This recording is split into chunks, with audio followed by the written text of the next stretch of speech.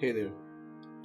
So, if you're wondering what the point of this thing is, or what it's supposed to be, let me tell you, I have the same questions myself. Well, actually, there is no real reason for me to be even doing this. I would not label this as a podcast, but yeah, I'm going to be speaking about some things, if I may. I guess we will figure that out as we progress.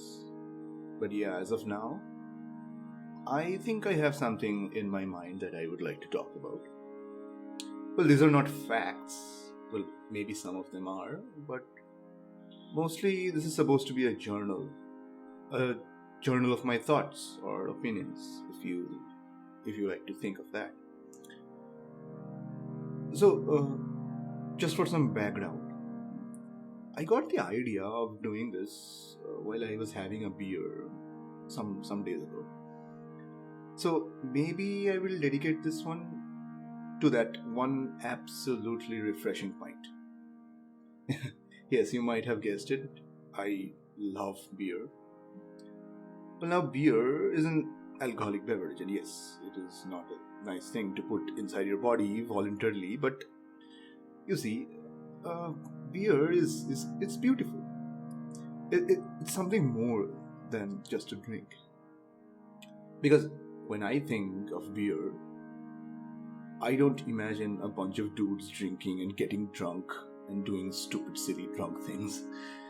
No, instead, I imagine a man, tired after a day's work, sitting by a calm riverside maybe, and his big, prominent belly overlooks the riverbed. And as he's sitting there, he has his legs stretched out, his dog is maybe sitting beside him, and the calm meandering river is like music to his ear. And he grabs a cold one and he takes a small sip and heaves a sigh of relief. That is what the word beer brings to my mind. That awesome feeling. Well, naturally, my obsession with beer pushed me into wanting to know a bit more about this nectar from heaven. So I looked it up, and as it turns out, beer making dates back to about 4,000 years before Christ, or maybe even before that. Wow, Jesus. Yes, pun intended. Even 13,000 years ago in Levant and Turkey, people started fermenting boiled grains. They used to mix grains like barley, wheat, or rice with water and leave it there to ferment. Grains ferment because of yeast, which is a single-celled fungus. The yeast turns the sugar in the grains into alcohol. Well, if you take that dough from that fermented mesh that I just spoke about and then bake it, it would be bread.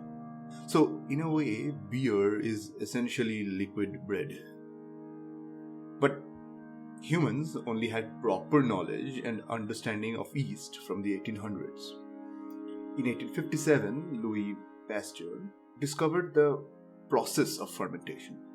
So, to the early ancient farmers, the process of fermentation must have felt nothing short of magic.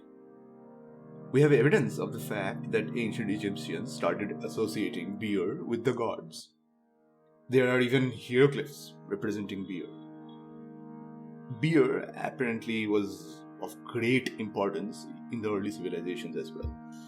In fact, who knows, maybe beer was one of the reasons why even the early hunter-gatherers started to settle down and become civilized, so as to ensure a steady supply of beer.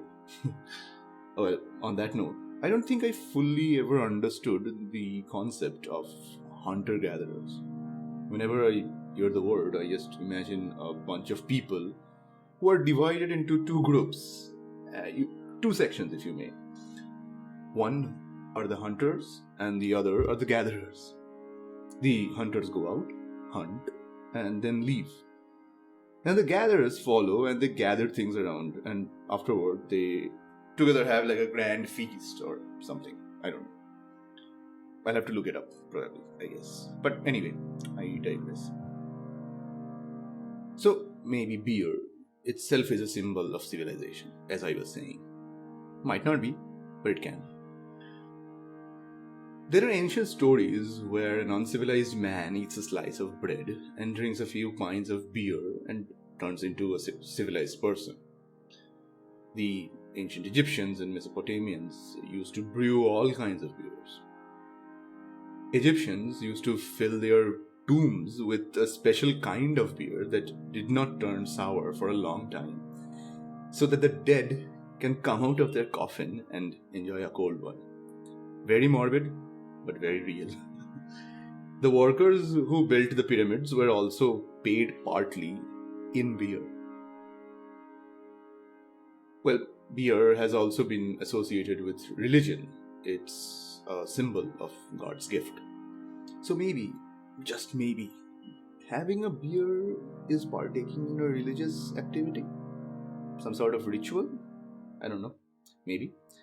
Not only that, since the olden days, beer has always been a tool to enhance social bonds. Well, we definitely see that happening in our modern society, don't we? In medieval Europe, women were the primary brewers. In England, they were called the alewives. The alewives had a good market and they started making really good profits. The men noticed that, and soon they started taking over this business. Gradually, in books and images, the alewives were depicted with gross physical features and even labeled as witches, thus driving women completely out of that business. How classic. One thing that deserves a special mention in this context is, I am sure you've probably heard of it, it's called the Oktoberfest. The festival originated in October 2nd, I believe, in 1810, in celebration of the marriage of the Crown Prince of Bavaria, who later became King Louis I. Apparently, this man was so obsessed with beer that his wedding was nothing short of a beer festival. The people invited to that wedding had such a great time that they thought, why not do this every year? Fantastic idea. And thus began Oktoberfest. Such absolute mad lads. So, there is much more that I would like to know and learn about beer, and then obviously talk about it.